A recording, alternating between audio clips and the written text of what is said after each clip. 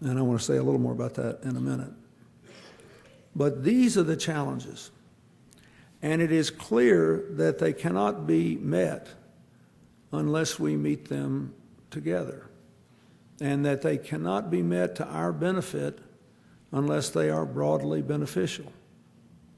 An interdependent world that is as unequal as ours is not sustainable. An interdependent world as unstable as ours is headed for rough waters. And an interdependent world that is unsustainable simply means that while the climate scientists can tell us that Australia is the first place to be hit, being hit right now by the adverse effects of climate change, and that sub-Saharan Africa, which has done the very least to contribute to it, is going to be the next hardest hit, and that there are a lot of other poor countries that, for reasons of geography, like Haiti and Afghanistan, that are going to be hard hit. Eventually, it will engulf us all. Therefore, we have to find a way to go forward together. The other point I would like to make is finding a way to go forward together has to be about doing as well as talking. One of the great advances in the 21st century world is that the power of citizens to affect the course of their own destiny and the world's destiny is greater than it has ever been. It's not an excuse for governments not to have good policies. It's not an excuse for businesses not to be farsighted and effective and productive. It's simply a recognition that if you have a system which seeks to get the strengths of a market economy and individual incentives and productivity, with the government rounding off the rough edges and giving people the tools so that everybody can participate, it will always be, by definition, an imperfect system. It's too complicated, it's changing too fast. There are always going to be gaps between where we are and where we want to be. And in the last 20 years, more than at any time in history, non-governmental groups have arisen to try to fill those gaps. The NGO movement has run wild in the world in the last 15 years. It's one of the greatest things that's happened. America has 1 million foundations and 355,000 religious groups doing this kind of community work around the corner and around the world. 50% of these foundations were organized in the last 12 years. Now, India has over 500,000 native Indian foundations, and that plus the ones from other countries make India, with 1 billion people, still the country with the highest per capita involvement of non-governmental groups in the world. They believe that they can change the world from the ground up. China has 400,000 registered non-governmental foundations and probably almost that many not registered because they're afraid for political reasons they might not be permitted to flourish. Even in Russia now, we're finally getting over 150,000 of them. People struggling to establish unions of like-minded people to do things that address our common challenges.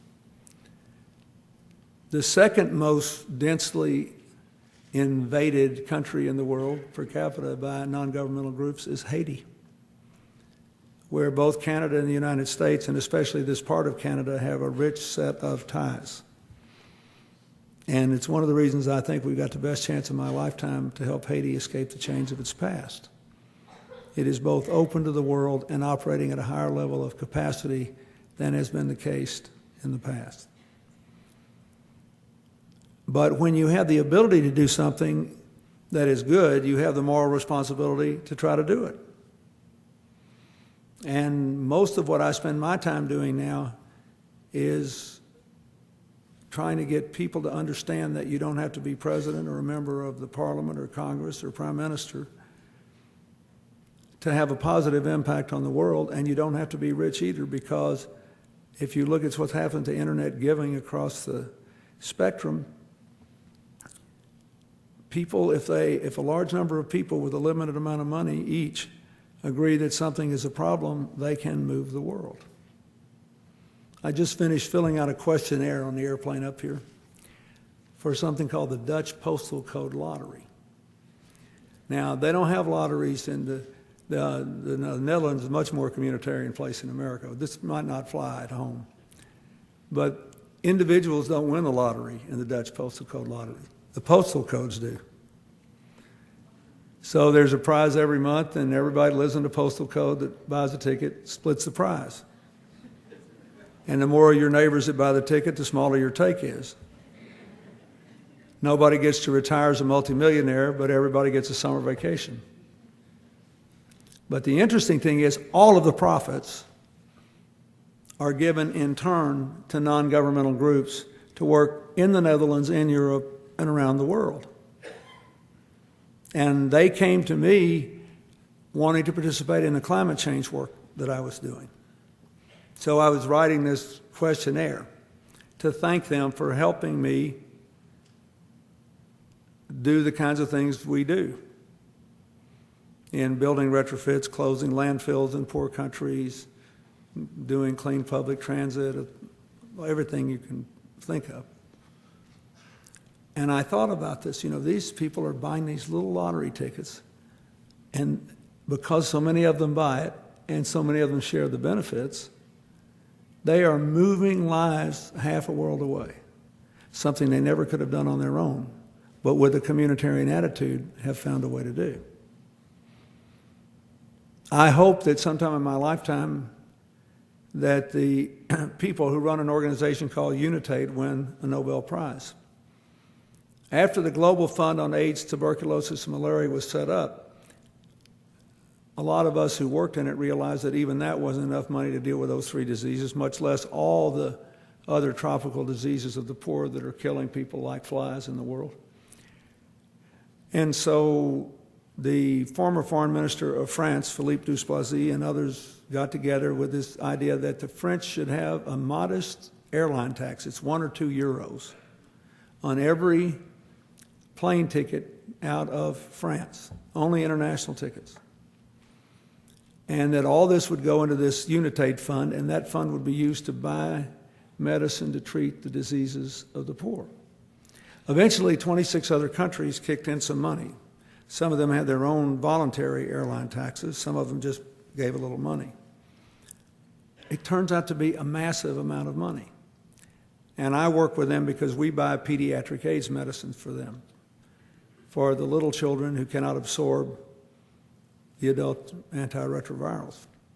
And then we buy the so-called second-line AIDS medicine for the 10% of the people who have to have medicine to stay alive, for whom the first medicine no longer works.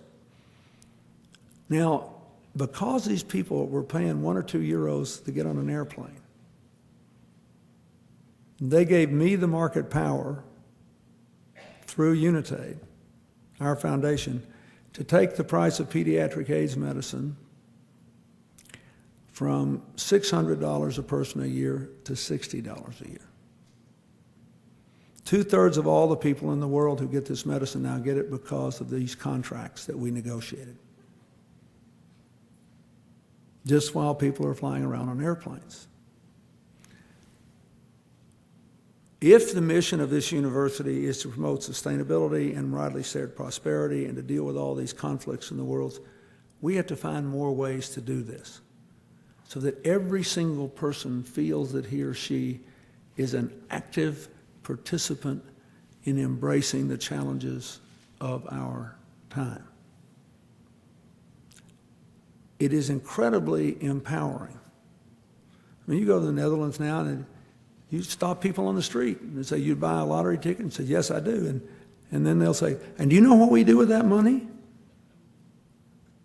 They don't tell you whether they've ever won or not. They tell you what they're contributing to when they buy the lottery ticket. It's a really interesting mindset. We have to look for ways to actualize that. Every year I have this global initiative meeting in New York around the UN, and we bring in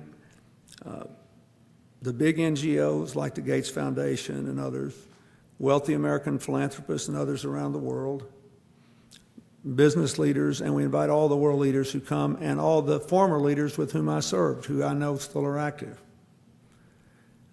I'll never forget the first year we had it after Prime Minister Chrétien left office. I'll tell you, it's an interesting story. He was quite at home in this format, and we don't let anybody give a speech. No speeches. except the Secretary General of the United Nations and the American President, if they come, can speak for up to 10 minutes, no more. And when there's an election on, I invite them both. Otherwise, no speeches. And everyone sits around in panels and they just talk about how to solve problems and who should do what. And then at the end, they make commitments. And in